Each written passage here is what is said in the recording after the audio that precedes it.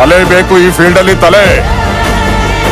ನನಗೆ ಬುದ್ಧಿ ಬಂದಾಗಿಂದ ನಾನು ಮಾತಾಡೋದಕ್ಕಿಂತ ನನ್ನ ಕೈ. ಬೆಂಗಳೂರು ಭೂಗತ ಲೋಕದ ಒಂದು ಪರಿಚಯವನ್ನು ಮಾಡಿಸುವಂಥ ಇತ್ತೀಚಿನ ದಿನಗಳಲ್ಲಿ ಬಂದಂಥ ಯಾವುದಾದ್ರೂ ಸಿನಿಮಾ ಇದ್ರೆ ಅದು ನನಗನ್ಸಿದ ಮಟ್ಟಿಗೆ ಬಲರಾಮನ ಆ ದಿನಗಳು. ನಾವೆಲ್ಲ ಆ ದಿನಗಳನ್ನು ನೋಡಿದ್ದೀವಿ. ಆ ದಿನಗಳ ನಂತರ ಆ ದಿನಗಳಿಂದ ಒಂದು ಅಥವಾ ಆ ದಿನಗಳ ಚಿತ್ರದ ಆತ್ಮವನ್ನು ಹೊತ್ಕೊಂಡು ಬಂದಂತಹ ಚಿತ್ರ ಬಲರಾಮನ ಆ ದಿನಗಳು. ಯಾಕಂದರೆ ಎರಡೂ ಚಿತ್ರಗಳನ್ನು ನಿರ್ದೇಶನ ಮಾಡಿರೋರು ನಮ್ಗೆ ಈಗಾಗಲೇ ಗೊತ್ತಿದ್ದಾರೆ, KM ಚೈತನ್ಯ ಅವರು. KM ಚೈತನ್ಯ ಅಂದ ತಕ್ಷಣ ನಮಗೊಂದಷ್ಟು ರಿಯಲಿಸ್ಟಿಕ್ ಸಿನಿಮಾಗಳನ್ನು ತೊಂಬಂದು ಕೊಡುವಂತಹ ಒಬ್ಬ ನಿರ್ದೇಶಕ. ಮತ್ತೊಳ್ಳಿ KM ಚೈತನ್ಯ ಅಂದ ತಕ್ಷಣ ನಮಗೆಲ್ಲ ನೆನಪಿಗೆ ಬರುವಂಥದ್ದು ಸಹಿತ ಆ ರಿಯಲಿಸ್ಟಿಕ್ ಸಿನಿಮಾ. ಬೆಂಗಳೂರು ಭೂಗತ ಲೋಕದ ಆ ಒಂದು ಹಿಂದಿನ ಕರಾಳ ದಿನಗಳನ್ನು ಅಥವಾ ಏನೋ ಒಂದಷ್ಟು ನೈಜತೆಗಳನ್ನು ಹೊತ್ತು ತೊಗೊಂಬಂದಂತಹ ಚಿತ್ರ ಯಾವ್ದಾರ ಐತಪ್ಪ ಅಂತಂದ್ರೆ ಅದು ಬಲರಾಮನ ಆ ದಿನಗಳು. ನಮಗೆಲ್ಲ ಗೊತ್ತೈತಿ KM ಚೈತನ್ಯ ಅವರ ಆ ದಿನಗಳ ಮೂಲಕ ಒಂದಷ್ಟು ನೈಜತೆಗಳನ್ನು, ನೈಜಕ್ಕೆ ಹತ್ತಿರವಾದಂಥ ಘಟನೆಗಳನ್ನು ಎಲ್ಲರನ್ನೂ ತೊಗೊಂಬಂದು ಜನರ ಮುಂದೆ ಇಟ್ಟಂತಹ ಒಬ್ಬ ನಿರ್ದೇಶಕ ಅಂದ್ರೆ ಅದು KM ಚೈತನ್ಯ. ಅದೇ KM ಚೈತನ್ಯ ಅವರೇ ಮತ್ತು ಹೊಳ್ಳಿ ಇವತ್ತು ಬಲರಾಮನ ಆ ದಿನಗಳೆಂಬ ಚಿತ್ರದ ಮೂಲಕ ಮತ್ತೊಮ್ಮೆ ನಿಮ್ಮನ್ನು ಎಲ್ಲರನ್ನ ಸಹಿತ ಬೆಂಗಳೂರಿನ 90ರ ದಶಕದ ಆ ದಿನಗಳಿಗೆ ಕರ್ಕೊಂಡು ಹೋಗ್ಯಾರ. ಹೆಂಗಪ್ಪ ಇತ್ತು ಬೆಂಗಳೂರಿನ 90ರ ಆ ದಶಕದ ದಿನಗಳು, ಮತ್ತು ಹೊಳ್ಳಿ KM ಚೈತನ್ಯ ಅವರು ಏನೇನೆಲ್ಲ ಈ ಒಂದು ಚಿತ್ರದಲ್ಲಿ ತೊಗೊಂಬಂದಾರ, ಮತ್ತೊಳ್ಳಿ ಇನ್ನೊಂದಷ್ಟು ಏನನ್ನು ತರಬೇಕಿತ್ತು, ಎಲ್ಲಿ ಅವರು ಮಿಸ್ ಮಾಡಿದ್ರೆ, ಯಾವುದಷ್ಟು ಬದಲಾವಣೆಗಳನ್ನು ನಿರ್ದೇಶಕರು ತರಬೇಕಿತ್ತು, ಏನೇನೆಲ್ಲ ಇತ್ತು ಅಂಥೇಳಿ ಒಂದು ನೋಡ್ಕೊಂಬರೋಣ.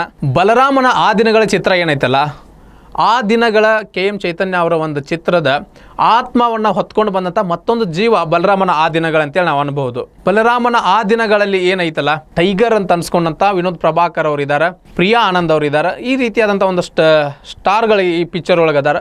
ಇನ್ನು ಮತ್ತೇನಪ್ಪ ಅಂತಂದ್ರೆ ಈ ಪಿಕ್ಚರ್ ಹೆಂಗೆಲ್ಲ ಐತಿ, ಏನೇನೆಲ್ಲ ಮಾಡಿದ್ರು ಅಂತೇಳಿ ನೋಡೋದಾದ್ರೆ, ಅಥವಾ ಒಂದು ಬಸ್ ನಿಲ್ದಾಣದಿಂದ ಆರಂಭ ಆಗುವಂಥ ಈ ಒಂದು ಕಥೆ ಏನೈತಲ್ಲ, ಬೆಂಗಳೂರಿಗೆ ಯಾವುದೋ ಒಂದು ಕಾರಣಕ್ಕಾಗಿ ತನ್ನ ವಿದ್ಯಾಭ್ಯಾಸಕ್ಕೋ ಅಥವಾ ಕೆಲಸಕ್ಕೋ ಹಿಂಗೆ ಒಬ್ಬ ಬಂದಂಥ ವ್ಯಕ್ತಿ ಏನೇನೆಲ್ಲ ಮಾಡ್ಕೋತಾನ, ತನ್ನಲ್ಲಿ ಏನು ಕೆಲಸ ಮಾಡೋಕ್ಕೆ ಬಂದಿರ್ತಾನೆ, ಏನನ್ನು ಮಾಡಬೇಕಿತ್ತು, ಬಟ್ ಯಾವ ಒಂದು ಕಾರಣಕ್ಕಾಗಿ ತಾನು ಒಂದು ಬೆಂಗಳೂರಿನ ಭೂಗತ ಲೋಕಕ್ಕೆ ಎಂಟ್ರಿ ಕೊಡ್ತಾನೆ, ಮತ್ತು ಹಳ್ಳಿ ಆ ಒಬ್ಬ ಯುವಕ ಹೆಂಗಾದ, ಅಥವಾ ಬೆಂಗಳೂರಿಗೆ ಕೆಲಸಕ್ಕಂತೇಳಿ ಅಥವಾ ಓದಾಕೆ ಬರೆಯೋಕೆ ಬರುವಂಥ ಆ ಒಂದು ಯುವಕರು ಏನದಾರಲ್ಲ, ಯಾವ ರೀತಿ ಆದಂತಹ ಇಲ್ಲಿ ಜನಗಳಿಗೆ ಅಥವಾ ಮತ್ತೊಂದಷ್ಟಕ್ಕೋ ಇನ್ಯಾರದೋ ಒಂದು ಕೈಗೆ ಸಿಕ್ಕು ಅವರು ಯಾವ ರೀತಿಯಾದಂಥ ಫಜಿತಿಯನ್ನು ಪಡ್ತಾರೆ, ಮತ್ತು ಮುಂದೆ ಅವರ ದಿನಗಳು ಹೆಂಗಿರ್ತಾವಪ್ಪ, ಅವರು ಏನೇನಾಗಿ ಬದಲಾವಣೆ ಆಗ್ತಾರೆ, ಏನು ಕನಸನ್ನು ಕಟ್ಕೊಂಬಂದಿರ್ತಾರೆ, ಇದು ಎಲ್ಲದರ ಒಂದು ಕಥಾಹಂದ್ರ. ಅಷ್ಟೇ ಅಲ್ಲದೆ ಬೆಂಗಳೂರಿನ ಸುತ್ತಮುತ್ತ ಇರುವಂಥ ಒಂದಷ್ಟು ಏರಿಯಾಗಳಲ್ಲಿ, ಮತ್ತೊಳ್ಳಿ ಬೆಂಗಳೂರಿನ ಜೈಲು, ಇದೇ ರೀತಿಯಾಗಿ ಬೆಂಗಳೂರಿನ ಸುತ್ತ ಹೆಣದಂಥ ಒಂದು ಕತೆ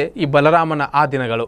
ಈಗಾಗಲೇ ಭಾಳ ಅಂದ್ರೆ ಭಾಳ ಚಿತ್ರ ನೋಡಿರ್ತೀವಿ. ಬೆಂಗಳೂರಿನ ಅಂಡರ್ ವರ್ಲ್ಡ್ ಅಂದ್ರೆ ಅದೊಂಥರ ಬೇರೆ ರೀತಿಯಾಗಿರುತ್ತೆ. ಎಲ್ಲಿ ನೋಡಿದ್ರು ರಕ್ತ, ಆ ಒಂದು ಮಚ್ಚು, ಲಾಂಗು, ಗನ್ನು, ಇದನ್ನೆಲ್ಲ ನೋಡಿರ್ತೀವಿ ನಾವು.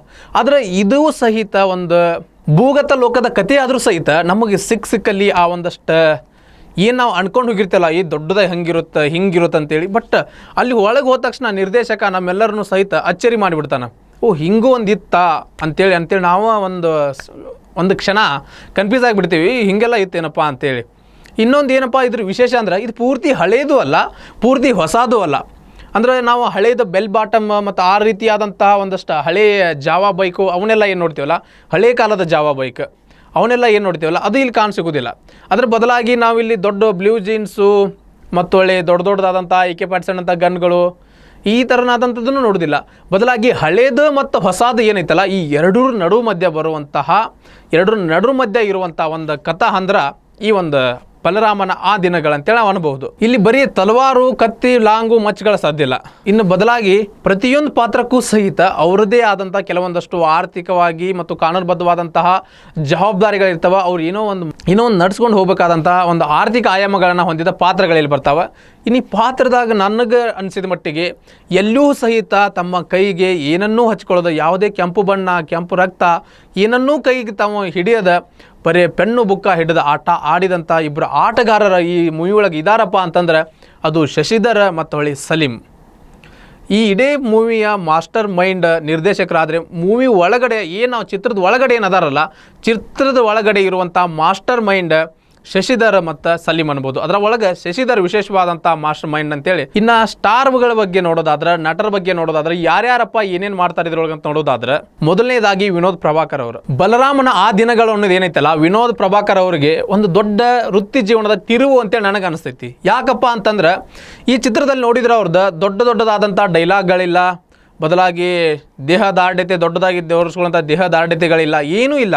ಆ ಒಂದು ಪಾತ್ರಕ್ಕೆ, ಆ ಬಲರಾಮನ ಪಾತ್ರಕ್ಕೆ ಏನೆಲ್ಲ ಬೇಕಾಗಿತ್ತಲ್ಲ, ಆ ಬಲರಾಮನ ಪಾತ್ರಕ್ಕೆ ಸಿಗುವಂತಹ ಆ ನ್ಯಾಯಯುತವಾಗಿ ಆ ಒಂದು ಬಲರಾಮನ ಪಾತ್ರಕ್ಕೆ ಅವ್ರು ಏನು ಬೇಕು ಅದನ್ನು ತೊಗೊಂಬಂದು ಕೊಟ್ಟಾರ. ಅವರ ಒಂದು ಟೈಗರ್ ಇಮೇಜನ್ನು ಸೈಡಿಗಿಟ್ಟು ಕಣ್ಣಲ್ಲೇ ಒಂದು ಆ್ಯಕ್ಟಿಂಗ್ ಮಾಡಿದ್ರ ಅಂತಲೂ ಅನ್ಬೋದು ನಾವು. ಹೌದು, ಯಾಕಂದರೆ ಆ ಒಂದು ಕಣ್ಣಿನ ಮೂಲಕನೂ ಸಹಿತ ನಾವು ಸಿಟ್ಟು ಮತ್ತು ನೋವು ಎಲ್ಲವನ್ನೂ ತೋರಿಸ್ಬೋದು. ಆ ರೀತಿಯಾದಂಥ ಒಂದು ನಟನೆಯನ್ನು ಇಲ್ಲಿ ವಿನೋದ್ ಪ್ರಭಾಕರ್ ಮಾಡಿದ್ದಾರೆ. ಇನ್ನು ಅವರಿಗೆ ಸಾಥ್ ನೀಡಿದಂತಹ ಪ್ರಿಯಾ ಆನಂದ್ ಚಿತ್ರಕ್ಕೆ ಬೇಕಾದಂಥ ಎಲ್ಲವನ್ನೂ ಸಹಿತ ಅವರು ತಮ್ಮ ಎಷ್ಟಾಗುತ್ತೋ ಅದಕ್ಕಿಂತ ಹೆಚ್ಚಾಗಿ ನೀಡಿದ್ದಾರೆ ಅಂತೇಳಿ ನಂಗೆ ಇಲ್ಲಿ ಅನಿಸುತ್ತೆ. ಅದರ ಅತಿರೇಕದ ನಟನೆ ಏನಿಲ್ಲ. ನಾವು ಹೇಳ್ತೀವಲ್ಲ, ಈ 10 ರೂಪಾಯಿ ಮಾಡಂದ್ರೆ 100 ರೂಪಾಯಿ ಆ್ಯಕ್ಟಿಂಗ್ ಮಾಡ್ತಾನೆ ಅಂತೇಳಿ, ಆ ಥರದಾದಂಥ ಯಾವುದೇ ರೀತಿಯಾದಂಥ ಇಲ್ಲಿ ಯಾರೊಬ್ಬರದೂ ನಾವು ಸಹಿತ ಕಾಣೋದಿಲ್ಲ.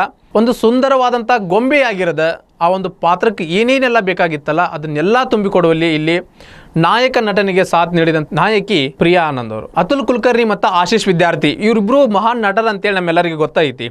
ಇವರು ಏನು ತಮ್ಮ ಒಂದು ನಟನೆಯ ಒಂದು ಕಲಿತ್ಕೊಂಡು ಬಂದಿದ್ದು ಏನೈತಲ್ಲ ಹಿಂದಿನಿಂದ, ಯಾಕಂದ್ರೆ ಭಾಳ ಹಳೆ ನಟರು ಅಂದ್ರೆ ಅವ್ರು ಎಲ್ಲವನ್ನೂ ಅರ್ದು ಕೊಡ್ದಂಥವ್ರು. ಅವ್ರು ಏನೈತಲ್ಲ ನಮಗೆ ಈ ಮುಂದಿನ ಪೀಳಿಗೆಗೂ ಸಹಿತ ಯಾವ ರೀತಿಯಾಗಿ ಏನೆಲ್ಲ ಮಾಡ್ಬೇಕಂತೇಳಿ ಅವರ ಒಂದು ಪಾತ್ರಕ್ಕೆ ಅವ್ರ ಜೀವ ತುಂಬುವಲ್ಲಿ ಯಶಸ್ವಿಯಾಗ್ಯಾರ ಅಂತೇಳಿ ನಂಗೆ ಅನಿಸುತ್ತೆ.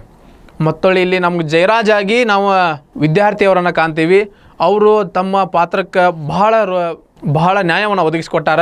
ಇನ್ನು ಅತುಲ್ ಕುಲಕರ್ಣಿನ ನೋಡೋದಾದ್ರೆ, ಅತುಲ್ ಕುಲಕರ್ಣಿ ಇಲ್ಲಿ ಒಬ್ಬ ಗ್ಯಾಂಗ್ಸ್ಟರ್ ಆಗಿದ್ದರೂ ಸಹಿತ ಇಲ್ಲಿ ನಾವು ಅತುಲ್ ಕುಲಕರ್ಣಿ ಅವ್ರ ಮೂಲಕ ಬೇರೆದಾದಂಥ ಭಾಷೆಯನ್ನು ಕೇಳ್ಬೋದು. ಇನ್ನು ಭಾಷೆ ಬಗ್ಗೆ ನಾನು ಹೇಳ್ತೀನಿ ನಿಮ್ಗೆ ಮುಂದೆ, ಬೇರೆ ಆದಂಥ ಭಾಷೆಯನ್ನು ಸಹಿತ ಕೇಳ್ಬೋದು. ಮತ್ತೊಳ್ಳಿ ಅತುಲ್ ಕುಲಕರ್ಣಿ ಅವರು ಒಬ್ಬ ಗ್ಯಾಂಗ್ಸ್ಟರ್ ಆಗಿದ್ರು ಸಹಿತ ಅವ್ರಿಗೆ ನಾವು ಇಲ್ಲಿ ಕಾಮಿಡಿ ಕೇಳ್ಬೋದು. ಅವರಿಂದಾಗಿ ಒಂದಷ್ಟು ಸಿನಿ ರಸಿಕರನ್ನು ನಗಿಸುವಂಥ ಏನಾದರೂ ಪ್ರಯತ್ನ ಮಾಡಿದರೆ ಇಲ್ಲಿ ಅತುಲ್ ಕುಲಕರ್ಣಿ ಅವರು ಮಾಡಿದ್ದಾರೆ. ರಜತ್ ಮತ್ತು ವಿನಯ್ ಗೌಡ ಏನಿದಾರಲ್ಲ, ಅವರವರ ಪಾತ್ರಕ್ಕೆ ಅವ್ರು ಏನು ಬೇಕಾಗಿತ್ತು ಅದನ್ನೆಲ್ಲವನ್ನೂ ಸಹಿತ ಅವರು ನೆರವೇರಿಸುವಲ್ಲಿ ಯಶಸ್ವಿಯಾಗಿದ್ದಾರೆ. ರಜತ್ ಅವ್ರದ್ದು ಭಾಳ ಚಿಕ್ಕದಾದಂಥ ಪಾತ್ರ ಆದರೂ ಸಹಿತ ಅವ್ರ ಪಾತ್ರವನ್ನು ಯಶಸ್ವಿಯಾಗಿಸಿದ್ದಾರೆ. ಇನ್ನು ನಾವು ವಿನಯ್ ಗೌಡ ಅವ್ರನ್ನ ಯಾವಾಗಲೂ ಕ್ಲಾಸಿಕ್ ವಿಲನ್ ಆಗಿ ನೋಡಿದ್ವಿ. ಬದಲಾಗಿ ನಾವಿಲ್ಲಿ ಏನು ಒಂದು ಬಲರಾಮನ ದಿನಗಳೈತಲ್ಲ, ಈ ಒಂದು ಸಿನಿಮಾದಲ್ಲಿ ಅವ್ರನ್ನ ಬಹಳ ವಿಭಿನ್ನವಾಗಿ ನೋಡುವಂಥ ಚಾನ್ಸ್ ಇಲ್ಲದವ. ಮತ್ತಿನ್ನು ಅಷ್ಟೇ ಅಲ್ಲ, ಬೆಂಗಳೂರಿನ ಒಂದಷ್ಟು ಭಾಷೆಗಳನ್ನ ನಾವು ಕೇಳುತ್ತಾ ಇರ್ತೀವಿ. ಆ ಹಳೆಯ ಭಾಷೆ, ಒಂದಷ್ಟು ತಮಿಳು ಮತ್ತು ಇನ್ನೇನೋ ಮಿಕ್ಸ್ ಇರುವಂಥ ಕನ್ನಡ ಜೊತೆ ಮಿಕ್ಸ್ ಇರುವಂಥ ಭಾಷೆ, ಆ ಎಲ್ಲವನ್ನು ಭಾಷೆ ಮತ್ತೊಳ್ಳಿ ಅವರ ಒಂದು ಬಾಡಿ ಏನಂತೀವಿ ನಾವು ಅದನ್ನು, ಆ್ಯಕ್ಟಿಂಗ್, ನಟನೆ, ಅದೆಲ್ಲ ಭಾಳ ಅಂದ್ರೆ ಭಾಳ ಮಸ್ತ್ ಐತಿ. ವಿನಯ್ ಗೌಡ ಅವರು ಸಹಿತ ತಮ್ಮ ಪಾತ್ರಕ್ಕೆ ಅವರು ನ್ಯಾಯಯುತವಾದಂತಹ ಒಂದು ಜೀವವನ್ನು ತುಂಬಿದ್ದಾರೆ, ಚೆನ್ನಾಗಿ ಮಾಡಿದ್ದಾರೆ ಅನ್ಬೋದು. ಇನ್ನು ತಾಂತ್ರಿಕವಾಗಿ ನೋಡೋದಾತಂದ್ರೆ ನಾವು ಮೊದಲ ಭಾಷೆನ ನೋಡೋದು. ಮೊದಲನೇದಾಗಿ ಸಿನಿಮಾ ಆರಂಭವಾದಾಗ ನಮ್ಗೆ ಮೊದಲನೇದಾಗಿ ಒಂದು ಉತ್ತರ ಕರ್ನಾಟಕ ಭಾಷೆ ಏಕೈಕ ಒಂದು ಡೈಲಾಗ್ ಕೇಳಿಸುತ್ತೆ ಉತ್ತರ ಕರ್ನಾಟಕದ. ಅದಾದ ನಂತರ ಏನೈತಲ್ಲ ನಮ್ಗೆ ಸಂಪೂರ್ಣವಾಗಿ ಆ ಚಿತ್ರದ ತುಂಬೆಲ್ಲ ಹೆಚ್ಚಾಗಿ ಬೆಂಗಳೂರು ಭಾಷೆ ಕೇಳಿಸುತ್ತೆ. ಮತ್ತಿನ್ನು ಮಂಗಳೂರು ಭಾಷೆ ಸಹಿತ ನಮಗಿಲ್ಲಿ ಕೇಳಲು ಸಿಗುತ್ತೆ. ಯಾಕಂದರೆ ಇಲ್ಲಿ ಮುಖ್ಯ ವಿಲನ್ ಸಹಿತ ಮಂಗಳೂರಿನವರು ಆದ್ದರಿಂದ ಒಂದಷ್ಟು ಮಂಗಳೂರು ಭಾಷೆ ಇಲ್ಲಿ ಕೇಳಕ್ಕೆ ಸಿಗುತ್ತೆ. ಅಷ್ಟೇ ಅಲ್ಲ, ಆ ಮಂಗಳೂರು ಭಾಷೆ ಮತ್ತು ಒಳ್ಳೆ ಬೆಂಗಳೂರು ಭಾಷೆ ನಡುವೆ ನಡೆಯುವಂಥ ಒಂದಷ್ಟು ಸಂಭಾಷಣೆಯಲ್ಲಿ ನಮಗೆ ಕಾಮಿಡಿಗಳು ಸಹಿತ ಸಿಗ್ತಾವೆ ಅನ್ಬೋದು. ಇನ್ನು ಜಯಂತ್ ಕಾಯ್ಕಿನಿ ಅವರ ಸಂಭಾಷಣೆ ಮತ್ತು ನಾವು ಸಂಗೀತದ ಬಗ್ಗೆ ಮಾತನಾಡುವಂಥ ಅವಶ್ಯಕತೆ ಇಲ್ಲ. ಬಹಳ ಸುಂದರವಾದಂಥ ಸಂಭಾಷಣೆ, ಸಂಗೀತವನ್ನು ಇಲ್ಲಿ ಕೇಳ್ಬೋದು.